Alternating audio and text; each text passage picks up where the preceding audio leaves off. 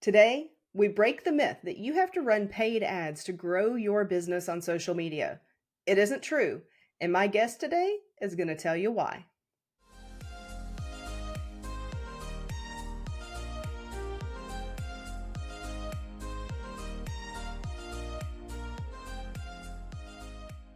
I'm excited to introduce you to my friend Tracy Beaver. She and I have been on this entrepreneur journey together for many years and have served in some different roles together as well, helping small businesses with their marketing.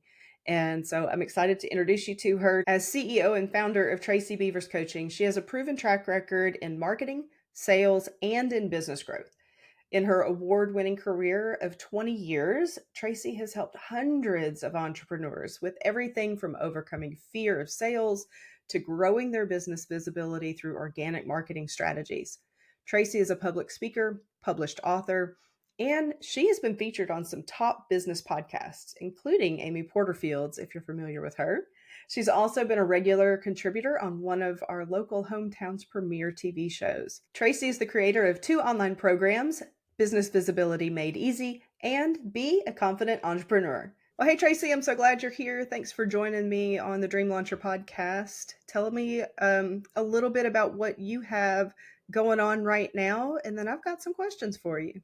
Thanks. So I am so excited to be here, Stephanie.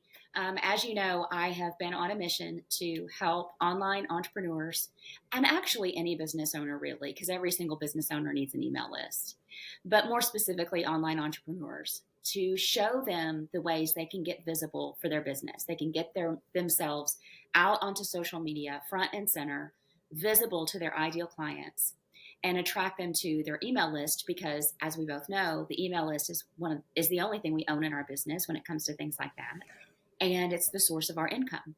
So to get that consistent monthly income that we all want, we've got to get visible and we've got to grow that email list, and then the income will start happening. So I've been on a mission to do that. I think that's awesome. Can you give us a little insight about kind of what was the driving force behind you starting your business to begin with, that entry into entrepreneurship? Because this podcast, a lot of the ladies that listen to this, they're brand new or they're just now really thinking about jumping in finally. So Yeah. what launched you? I got fed up with corporate America, much like a lot of us. So I have been an entrepreneur off and on my whole life, in little pockets here and there.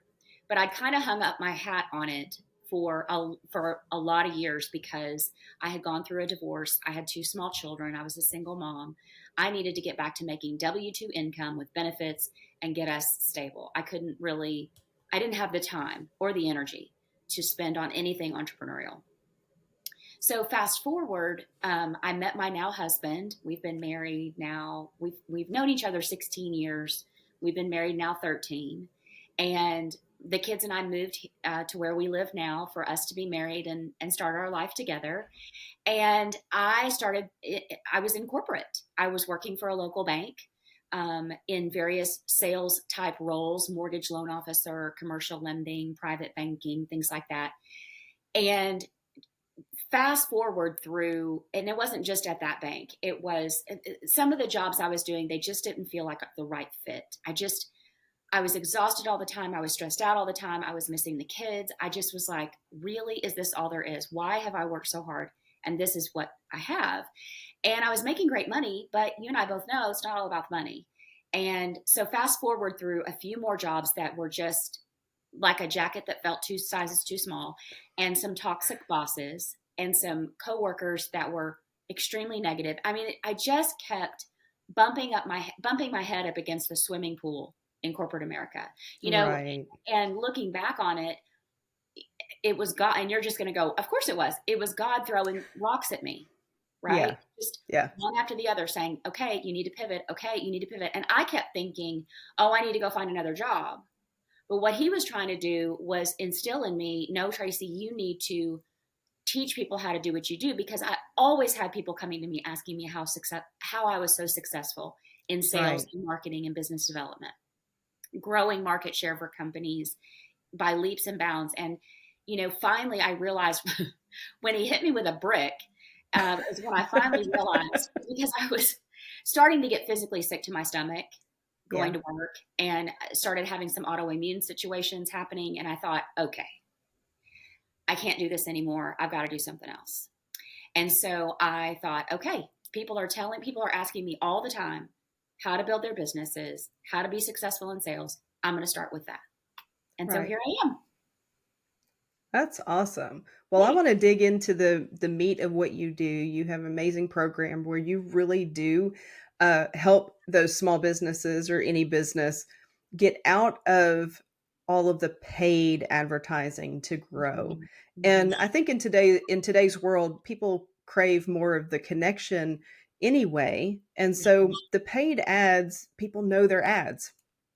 And so there's that a little bit of, I guess, cynicism, you could say, when you're watching something and it's an ad Right. versus being able to really grow and create that relationship with somebody through other means and be a little more organic with it. So, what would you say is really one of the big mistakes that you see small business owners make when it comes to social media and growing their email list? And you might need to start a little bit with what's an email list and why do I Right. need one? Right. Sure, absolutely. So I agree with you completely. Organic marketing and organic growth is my jam. It's what I prefer. I've tried paid ads and they did not convert well for me, and I think it's because I'm such a relational person and I really like the connection with people. I have grown my business, my email list, to over 3,000 subscribers, and in my second full year of business hit over well over six figures just through organic means. So Right. paid ads just didn't work for me. So I am living proof that you don't have to spend thousands of dollars on paid ads, because they do work well for some businesses. They make a lot of sense. But that's not where I want people to start. And with Yeah. regard to an email list, as you and I mentioned, the email list is really the only thing we own, especially in the online space. I Right. don't own Facebook, Instagram, LinkedIn, TikTok, none of those platforms. And about a year and a half ago, Facebook and Instagram both went down and went dark for about 36 hours. And I was asked to be in Facebook's Leaders Network, in the Meta Leaders Network, and I've been in it now for 2 years. And it was so sad to me when the lights came back on and we were in the Meta Leaders group. There were thousands and thousands of business owners that lost a lot of money because they Right. are building their businesses completely on social media. They had no way of contacting their clients and their students and their buyers. But somebody that you and I both follow, Amy Porterfield, Mhm. has taught list growth forever. And she was interviewed recently by the owner of HubSpot. And he asked her if there was anything she would do different in her business, knowing what she knows now, 14 years in. And she said, yes, I would have started growing my email list on day one. Right, Because right. that day, that 36-hour period, when everybody else was losing money, she sent one email to her list and she made about $14,000, if I'm not mistaken. Mhm. And so she had no interruption in service, in other words. And so if Right, you're trying to advertise or promote on social media, or promote with radio ads or television ads or magazine ads or any of those other things, if we're dependent upon other people and other platforms and other places to get our message out, then we are building on rented land, because we don't own those things. And so what I want the audience to understand is that it's not difficult to get started growing an email list. There are certain key things you can do, and easy things. For example, creating a free lead magnet. And a lead magnet is simply something that does exactly what it says. It magnetizes your lead to you. So a simple checklist for something, or I was talking to a group of professional organizers the other day, and I said, "Well, what about a simple checklist for top top 5 ways to organize your garage in 30 minutes or less?" That's a free item they could give away on social and throughout all the other platforms that pulls their ideal clients to them, and then that person has to opt in to your email list to right. get that freebie. And so that's where the list growth starts to happen, is with those lead magnets. But there are also, I have 10 other strategies that I teach in my group coaching program, because most list building courses will teach you to identify your ideal client, and then create a free lead magnet and put it out on social media. And those two things are outstanding. Everybody needs to do those things. But I did those things and my list was growing, but I'm not a very patient person, and I knew there had to be more ways to do this. And so I developed 10 other strategies. And when we layer them together in the way that I teach in my special formula, it creates a marketing machine for you that does the email list growth and sales conversions for you. It's really, really exciting. But it's a bunch of it's I was about to say it's a bunch of simple things, and that's not necessarily true. It's 10 things that if I listed them all out, you go, oh, well, that makes sense. But there's Right. proper ways to execute them to get the results that you really want. Yeah. I totally agree. Is one of the things I know in my own business that I found was, I've got a few different options to opt into my email list. Mm-hmm. And I know it's been a little while since I did one, but I know I did some summits. I've done podcast guesting where I'm the guest on the podcast like you are today here. Right? And I have so much fun with that. That's I absolutely love doing that. I do too. And those are a couple of the ways that I know that I've grown my list, in Mm-hmm. addition to just, talking about it, doing some videos here and there, and making sure that I've got that call to action to remind people to go get the download, get the free thing, get that thing that builds on what I just taught on, or whatever that might look like for the particular lead magnet. Mm-hmm. Right. Where do you feel that once I have that, if I've got that lead Uh-huh. magnet, Yeah. where do you feel that we drop the ball as entrepreneurs? Like, okay, we have it. Yeah. Where do we drop the ball? That's a great question. Some of the mistakes I see are we completely forget to use it at all. We forget to promote it at all. One of the things I have my clients and students do is list out what I call their calls to action, or the things they could use as a call to action. It could be a lead magnet. I have them list all their lead magnets. Do they have a free Facebook group? I have them put that on the list. Do they have a podcast? I have them put that on the list. Do they have a blog? I have them put that on the list. Do they write a book? Do they have a book a free info call link? What are the things they can offer?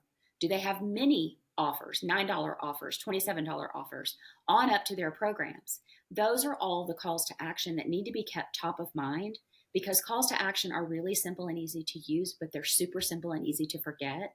And we get Right. so focused on creating social media content that we forget, what am I doing this for?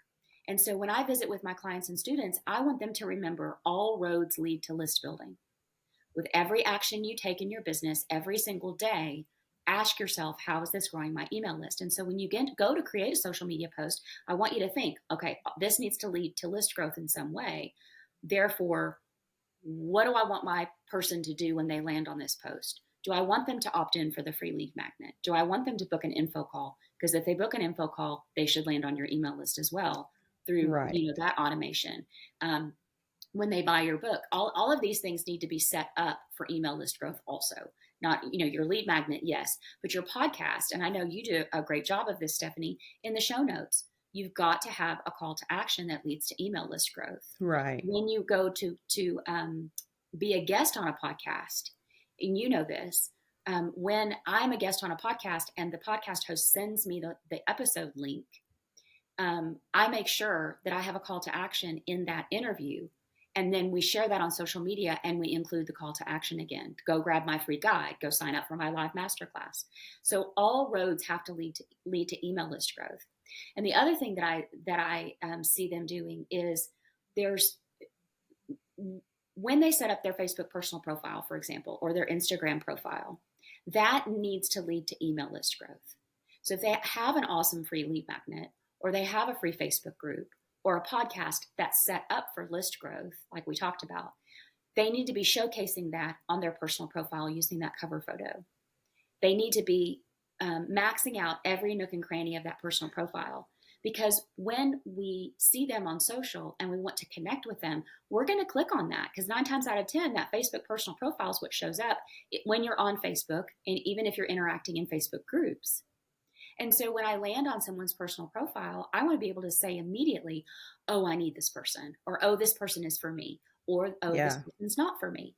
And they need to make it really easy on me to figure out how I can connect with them to know more. and land on their email list. And so there's so many what I call leaks in our visibility.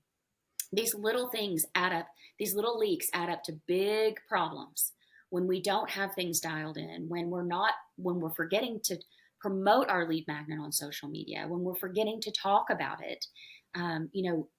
All of these little small leaks need to be plugged in order for your marketing machine to really convert.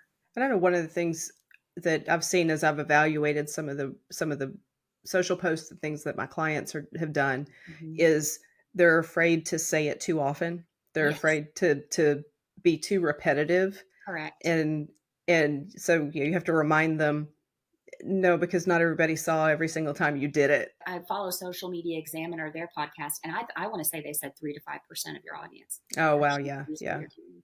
So we feel my clients and students say that too, because it feels like to us we've got a bullhorn in our hands and we're standing on the front yard of our ideal client's house and we're just repeating, buy my thing, sign up for my thing. Hey, see me, see me, see me. You know what I mean? But that's not what's happening. It feels like that, and so that's why we tend to be like, oh, I'm worried about being spammy. I'm worried about being seen as aggressive or too assertive, or I'm saying it too much.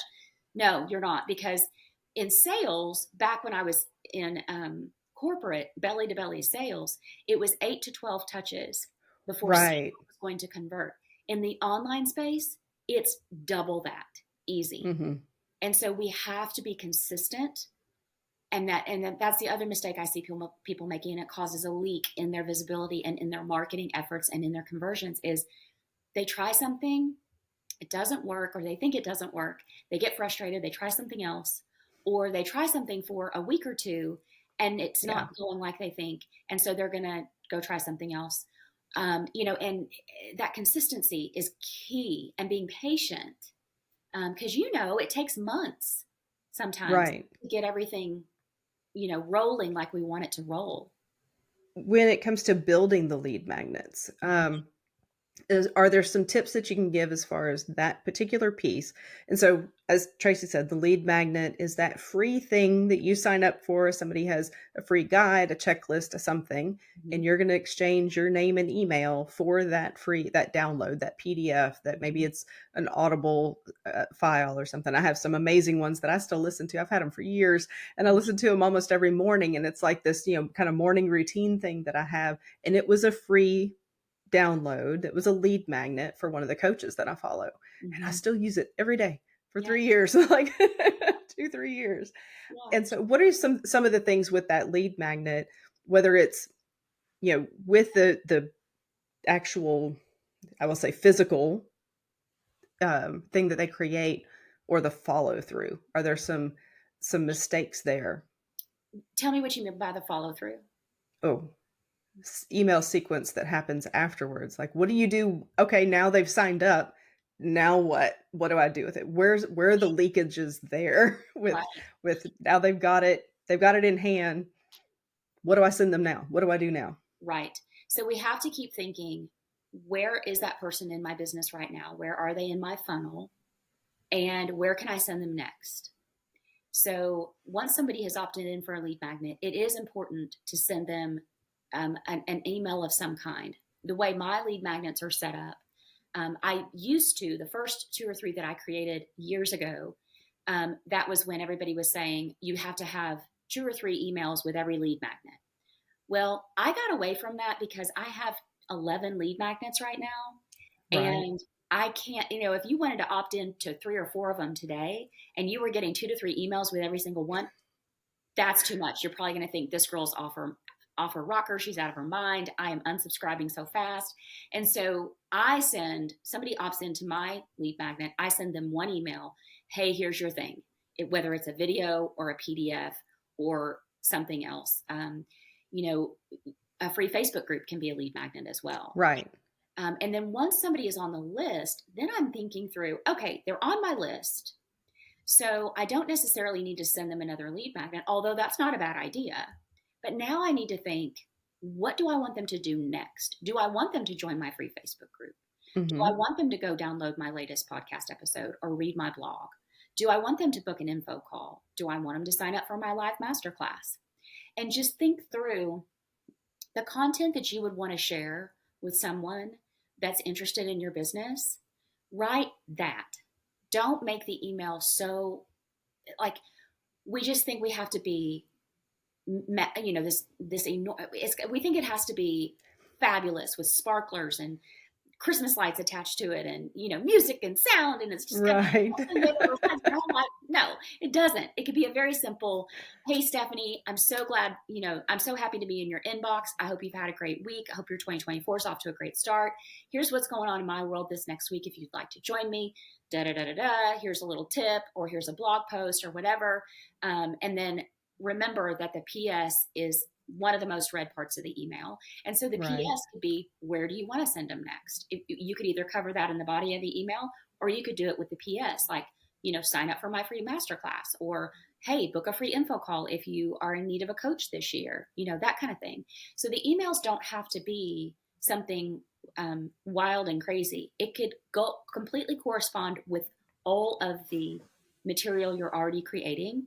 One of the things I teach in my program is that everybody needs to have an anchor piece of content, regular weekly content, whether that's a blog or a live video or a podcast, something you're putting out every week for your audience that's free. For me, I started going live on Facebook years ago. I go live every Thursday at 11:30 through StreamYard so that I can hit my Facebook business page, my Facebook group, and my YouTube channel all at the same time.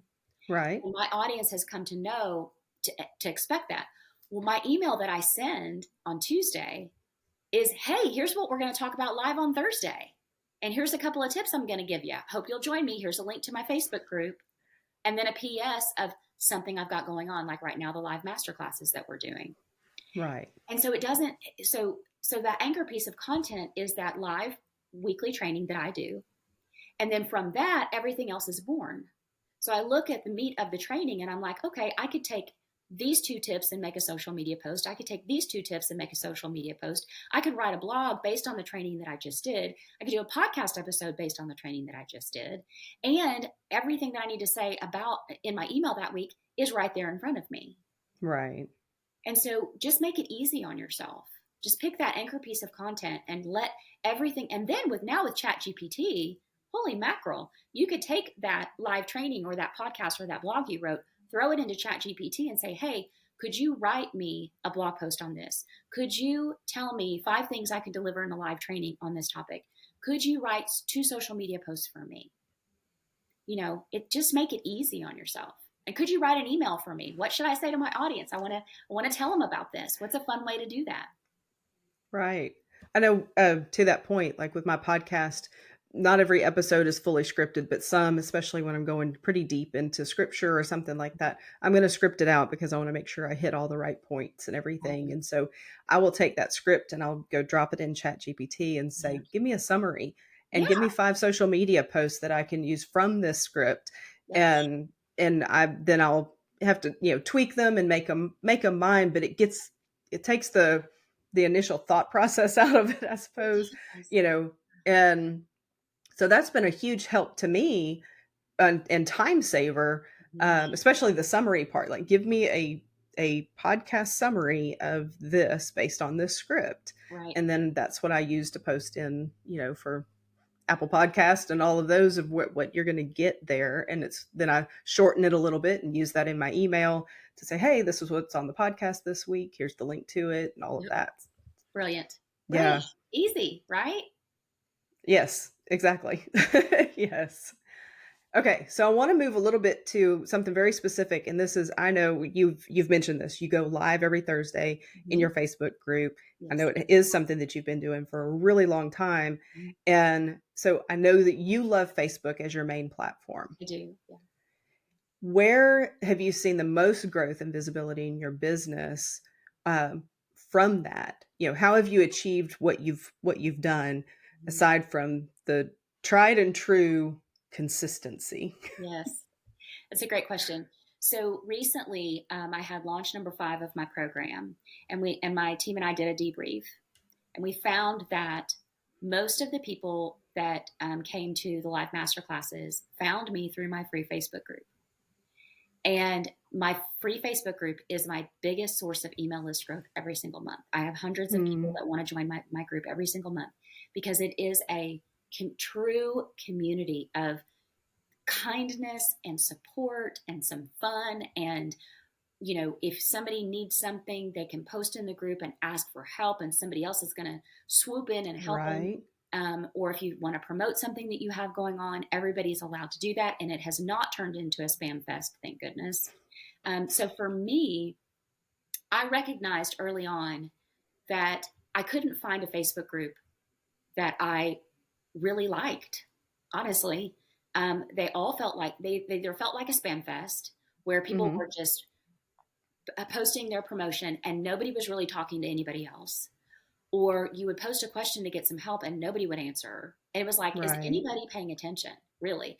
And so I thought, okay, I'll just build my own. And so that's what I did. And it's turned into one of the biggest sources of um, email list growth and sales conversions for me without me having to sell anything, because I'm Right. showing up every week and I'm serving in the group and I'm connecting people. If you posted and said, "Hey, I'm looking for a podcast manager," I would be like, I don't know the answer to that question, but let me tag some people that are in the podcast space and let me see if they've got a good recommendation. Or, I had a gal that posted a question about Kajabi, and tech is not my love language. Stephanie, you've known me long enough. I Yes. was like, you know what? I don't know the answer to that. I think I actually, for a second there, I thought, I bet I could answer this question. And I was like, no, Tracy Beaver, stay in your own lane. Don't try the tech stuff. And so I just ended up tagging some Kajabi people to help that member. Right. Right. And so that Facebook group has been a way for me to deepen the know, like, and trust factor with my ideal clients and give them great value and help them along their journey. And then when I go to promote, they want to buy or they want to be my affiliate. What are the things, the key activities that you do then within your Facebook group to create that engagement, to create that community, uh, to keep people coming back? Obviously, you're live on Thursdays, but Right. what about every other day of the week? Yeah, that's a great question. So on Monday, we always do a win. I'm a super positive person in my coaching sessions with my one-to-one clients. I'm like, before we even dive in, you got to give me a win. I Yep. don't care how little it seems. You got to give me a win. And then with my students in my group coaching program, it's the same thing. Before they ask a question, I'm like, you got to give me a win. So Mondays are a win.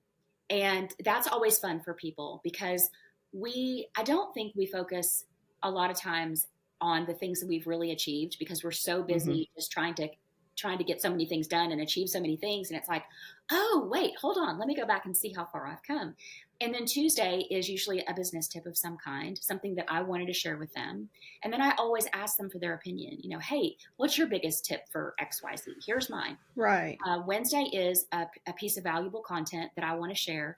If I've been a guest on a podcast, I will share that with them. Or if the other day I was listening to Amy Porterfield and Gabby Bernstein talking about manifestation, and I was like, my members need to hear this, and so we put it into our bank of content to use on a Wednesday. And then Thursday is live. Friday is I want to leave them with a motivation of some kind, an inspiration piece of some kind. So it's usually a quote from somebody that's inspirational, and I always ask them what they think or how they found it, or did it hit them right between the eyes like it did me. And then Saturday, I allow them to share either a lead magnet, or sometimes Share Saturday is share your website with us. Sunday's Hmm. usually a fun thing. My assistant Jill does a great job with this. It's like a this or that, or it's a baby picture of a famous person, an entrepreneur, and you have to just, you have to guess who it is. Guess who it is? But I think to myself, okay, what's in it for them to be in this group? Yes, I'm giving them great value and education and they're getting help with their businesses, but they also want to showcase themselves and they want to share what they're doing. And so we keep that top of mind when we ask them, hey, show us your best lead magnet. And then the other thing we started doing that's been really fun is we started grouping people by category. So, like, we'll say, where are all of our copywriters at? Comment below in case somebody's looking for a copywriter, but then also connect with somebody for a coffee chat because there may be a collaboration potential there. Or Right. where are all the people that are in the health and wellness space? And so you have to give people a reason to want to be there and a reason to stay. And so I keep thinking, what's in it for them to be there? And I want to give them as many opportunities as possible to showcase who they are and to get help. So how does that play into what Facebook is looking for then to help, whether it's promoting your content, playing into the algorithm that we're all trying to do? How does that activity on your group help every other part of what you're doing on Meta, let's Yeah, say? that's a great question. So I recently heard this podcast and it made a whole lot of sense. If you want to get the rewards on Facebook or on any platform you're on, you've got to play by their rules. So Right. what is the platform love? Facebook loves when we have a personal profile, when we post on our personal profile, when we interact with other people on our personal profile. Facebook loves it when we have a business page, when we post content there, and we invite people to follow our page regularly. Facebook loves it when you create a Facebook group. And what's made my group successful not only is the work that we've put into it, but in the beginning it was just me and all that stuff I just rattled off about us doing something 7 days a week. That didn't happen when I was building this business alongside a full-time career. I think I had 3 postings in Right. that group in the beginning. So it's become what it is now because I have an awesome assistant as my right hand. But Yeah. when your group is highly engaged like mine is, Facebook loves that and begins to serve up my group as a potential group that my ideal clients will be interested in. And so people will join my group. And when they join my group, based on the way I've got the membership questions set up, it grows my email list. There's the key to Mm-hmm. that because you want everything you do to grow your email list. But Right. I'll ask people, hey, how'd you find my group? And they're like, Facebook suggested it. I'm like, well, that's fabulous. And so and so that's I'm being rewarded by the platform for doing what the platform wants, which is being social, Right. being engaging, and helping other people. That's fantastic. So I know you have a live masterclass this month. So we're recording this in January 2024. And it's how to grow your email list and attract your ideal clients without paid ads. Tell us a little bit about the masterclass. I'll make sure that there is a link in the show notes. So if you're listening to this right now, you can go and sign up and learn even more from Tracy. But I'd love to hear a little bit about what they can expect in that free masterclass. Thank you. I'm so excited about it. I love it. It's one of my favorite things that I do. So in this live masterclass, not only am I going to teach you organic email list growth strategies and visibility strategies, where you don't need paid ads, but also you don't need to create a truckload of free lead magnets. Because again, all those other list building courses out there taught you to do that. I'm teaching you everything else. And so in this live masterclass, I have 4 simple strategies that no one else is talking about. And I'm going to teach them to you so that you can come away from that masterclass with things to do. I don't like it when I go to a webinar or a masterclass or a workshop and it's all fluff. Full disclosure, I will be talking about my 8-week group coaching program towards the end of the masterclass, but I want to bring people value and education first. And if they join my program, that's awesome. But I want them to leave there feeling excited and energized and ready to really tackle their visibility for 2024. And so that's what we're going to do. That sounds amazing. And I know I was looking at the page earlier and I'm like, I think I need to listen to this because, I've shifted in how I'm promoting my business and what I'm doing right now. It's like, I kind of need to re-engage, I think, on Facebook because I pretty much disconnected from Facebook for a long time. Yeah. I very rarely post. If I post something, I'm sharing it like both to Instagram and Facebook at the same time on my business page. Yeah. But I'm not Facebook focused. Mm-hmm. And so, uh, I know when I used to be, because several years ago I definitely was, and it had grown a pretty good group, and it had really good engagement. Mm-hmm. And then I kind of set it aside. And so Yeah. I know I was looking at your course and looking at the master class, and I'm like, I need to re-engage over there. I would love to have you. That would be amazing. Yeah, awesome. Well, like I said, I will drop that link to the masterclass in the show notes so that you have access to it if this is something that you're interested in attending and learning more from Tracy. Tracy, thank you so much for coming on the show today and for Yeah. being part of this community and just being able to share all these amazing tips and great information for us. And I know that there's some actionable stuff in there too. So if you listened and you're like, oh, wait, what did she say about that? Just go back and listen to it again, because there's plenty of stuff that you can take action on right now to get started, and then go listen to our masterclass and get all the goodies. Thank you. I appreciate this opportunity so much. Anytime I can, I have a goal of reaching as many online entrepreneurs as possible across the world. And so anytime I can talk about this, I just love it. So thank you, because I just, there's no reason, business growth does not have to be a struggle. We can grow our businesses with ease, and we can do this in ways that's authentic to us, where we're not having to spend 24/7 on these social media platforms. So I cracked the code on it, and I want to share that with everybody. So I just really appreciate it, Stephanie. If you're enjoying the Dream Launcher podcast, I'd love to know, would you give us a follow and a 5-star review on Apple Podcasts and Spotify? And if you're watching on YouTube, subscribe to the Empowered Creativity Coach channel and hit that bell so you don't miss the next episode.